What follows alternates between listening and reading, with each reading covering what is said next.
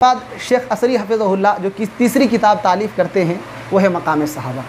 ये किताब भी अज़ीम है। पहली किताब अदालत सहाबा 137 सफ़े की किताब थी। ये दूसरी किताब जो है मुशाजरात सहाबा 120 सफ़े की है और ये 173 सफ़े की किताब है। 173 सफ़े की किताब है। मकाम सहाबा उन्वान से बहुत कुछ आपके लिए मैसेज और पैगाम आपको पहुँच गया होगा कि सहाबा किराम के मकाम और मर्तबे को उजागर किया गया है।